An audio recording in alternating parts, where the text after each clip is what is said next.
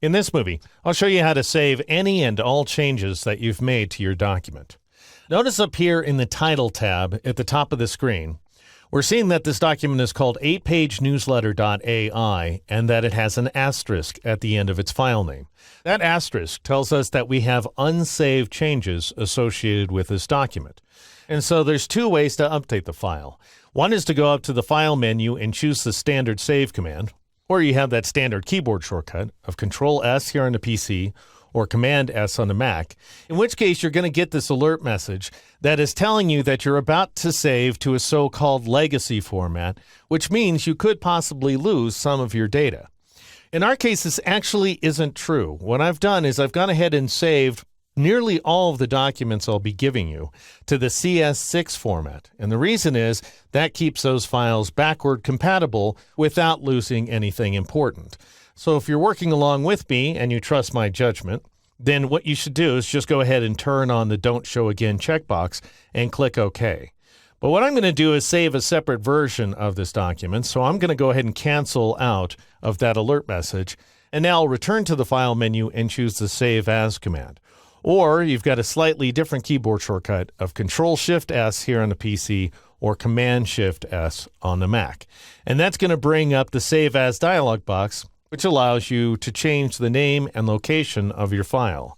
I'm just going to go ahead and call this file My New Document. I'm not including it along with this folder or anything. I'm just creating it on the fly. And then I'll go ahead and click the Save button in order to bring up the big Illustrator Options dialog box. Now, it's pretty confusing. There's a lot of stuff going on here. So if you like, you can just go ahead and click the OK button because the default settings that we're seeing right here are the safest settings of them all. However, I want you to know everything that's going on. And we're going to start with these checkboxes right here. Notice this first guy, Create PDF Compatible File. What that does is it embeds all the PDF information that's necessary to view the file either in the free Adobe Reader, which anyone can download from adobe.com, or inside the professional version of Adobe Acrobat. You also need this checkbox to be turned on if you want to import the file into InDesign, which is my way of saying you almost always want to leave this checkbox turned on. The only reason you would ever turn it off, and it's a little bit dangerous, is to save on the file size. If you need the smallest file possible, whether because you're emailing it to another person or what have you, then you might turn this checkbox off. The good news is you could always go back to this file and turn it on again when you save it in the future. Embed ICC Profiles goes ahead and tells another application what color space you're working in. For now, just make sure you leave that checkbox turned on because turning it off doesn't really do you any good. It just saves a few K in terms of the file size. Next, we have this Use Compression checkbox. That's going to apply lossless compression to the file. So it's not going to hurt the file at all, and it is going to give you a smaller illustration. So you want to leave this checkbox on as well. So you want to leave this checkbox turned on as well. And then this final checkbox allows you to save each artboard to a separate file if you're so inclined. And you rarely do that unless you're saving to an archival file format, which takes us to this version option way up here at the top of the dialog box. So notice, in addition to the Illustrator CC format, we've got just about everything before Illustrator CC, starting with CS6 and going all the way back to Illustrator 3, which is a product that was introduced in the early 90s. Now, the only reason to choose one of these legacy formats is if you're sharing a file with somebody who doesn't have Illustrator CC. They have an older version of the software. And there's only really two of these options I would generally recommend. And to demonstrate what I'm talking about, I'll go ahead and switch to Illustrator CS3 for a moment here, at which point I'll get a warning. You're always going to see a warning when you work with an archival format.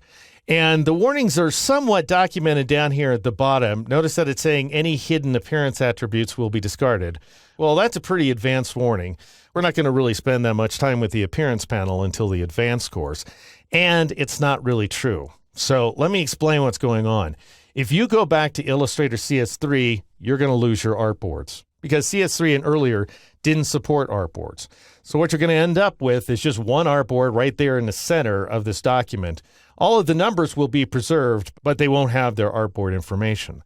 So what you probably want to do in a case like this, if you go to CS3 or earlier, is to save each artboard to a separate file, at which point you can either save all the artboards or you can specify a range. For example, if I change this range value to 2, 5 through 7, then I'm saying that I want to save pages 2, 5, 6, and 7, each one of them as a separate document.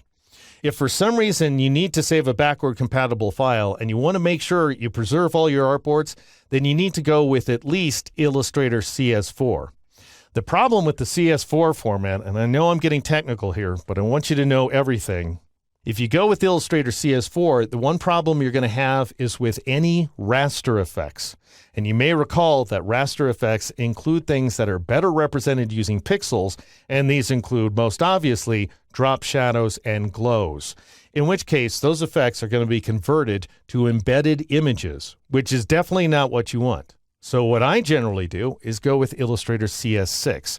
And that's because 99.9% of the time, the way things stand right now, you're not losing anything, and you can share your files with folks who haven't bought in to the Creative Cloud program. And so assuming that's what I want to do, then I do need to make one change, which is to turn off Save Each Artboard to a Separate File, so that I'm saving all the artboards to a single document. You don't have to worry about this subsetting fonts option. Just leave it alone and go ahead and click OK in order to save that file. All right, there's just one more option I want you to know about. I'm going to go to the File menu and choose the Save As command once more so that I can show you the file format option that's available to you. I mentioned this before, but I'll say it again. Almost always, you're going to want to go with the Adobe Illustrator.ai format. It's compatible with all of the other Adobe applications out there, and it works beautifully. But just so you know what your options are, you could also save a PDF document. Now, that's not really necessary because a PDF file is already built in to an Adobe Illustrator file by default. The only reason to go with Illustrator EPS is if you're working in a very old school environment with an ancient version of Quark Express, for example. That's when you would need an EPS file. And then finally, SVG stands for Scalable Vector Graphics, and that comes in handy if you want to create a file that can be viewed inside of an internet browser and zoomed in on as well, which is why we'll be looking at that format later when we talk about saving documents for the web. But in most cases, all you want is the native AI format like so. And that, friends, is how you save any and all changes to your document so that you don't lose a single thing here inside Illustrator.